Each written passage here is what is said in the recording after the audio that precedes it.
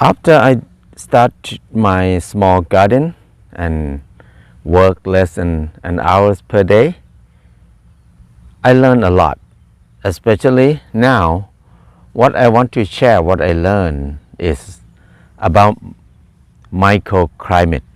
Microclimate is something that I did not pay attention much in the past. But from this garden, I can see something different, that I see the impact of how to create microclimate. Even it's very tiny microclimate, but it make the big change in the garden. Like, for example, like if I grow these chilies, and then I grow only the chilies alone here. When I water, it will be wet only at the bottom of these chilies. Outside it will be very dry. But when I have more chilies, banana, tomato, and watermelon, and guava, many things together. When I cover with straw, with mulch, when I do mulching, it covers quite big area.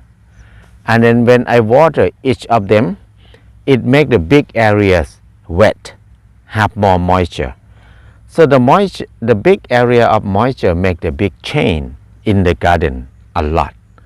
You can see I water maybe every 2 days or 2 times a week sometimes, because sometimes I feel lazy, I just did not water enough.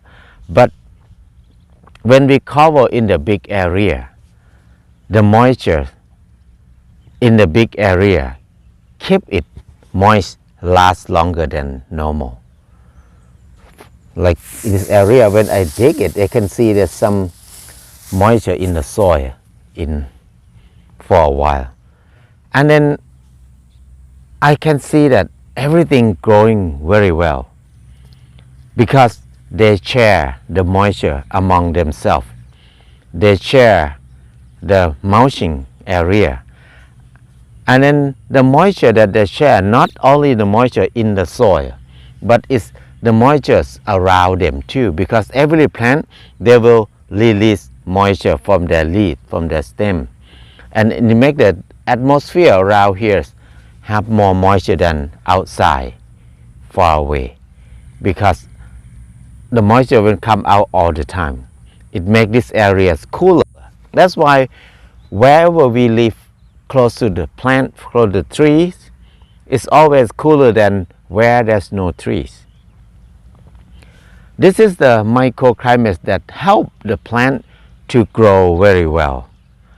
So everything growing well, and they take care of themselves very well. They take care of each other very well too. They rely on each other, depend on each other. We have less bugs, less problem here. Our plants growing very well. And tomatoes, our tomatoes growing very beautiful. Less problem with bugs here. Chilies, there's a lot of chilies here. They're growing a lot. Less problem with bugs. Mainly when we grow a big area or chilies in the pots, we always have more pests. But when we grow like this, we have less problem. Everything look nice. Watermelon look very healthy shoot. So everything look good compared to the area that we grow only one thing in the one line, one rows of tomatoes. Let's go see that row of tomato. Compared to this one, what is the difference? Compared to this tomatoes, it's the same varieties of tomatoes and we grow in the same time. But this row of tomatoes, only tomatoes. There's no other thing nearby.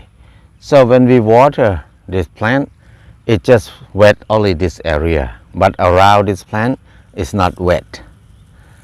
So they grow very different. They're not very tall and not very healthy. Some of them can even have some sickness. Like this one, they have curly leaves. So it's quite different to see if we grow many things together and then create the good atmosphere for them in the big area, and then compare to the kind of plant, the same kind of plant, but we grow them with less microclimate for them. It's quite different. Look at that. So plants, they love to be together. They love good climate together. They will love to rely on each other. So I think this is the good lesson that I learned. So I will not plant a few things far apart like this anymore. I will plant more and more and more and more. But the most important thing to think about is when we plant many things close together, we need to think about the height of each variety. If this one very high, the next one that we plant need to get sunlight to make sure. And then we need to understand the kind of plant that they love sunlight or love less sunlight. If they don't want a lot of sunlight, we can plant them close to the tall plant so they can have perfect sunlight for them. And then we need to think about some kind of vine that they like to climb up another plant.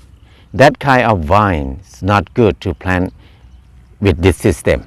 They need to be planted separately with the trellis for them. But the vine that they go on the ground, like sweet potato, some kind of pumpkin, watermelon, they can grow on the ground. They can be cover plants for the ground. So they can be together. Just understand their habit, their character a little bit, and then we will know where they want to be.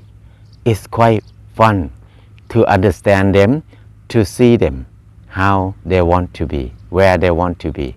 So this is a thing that I learned from the garden this year.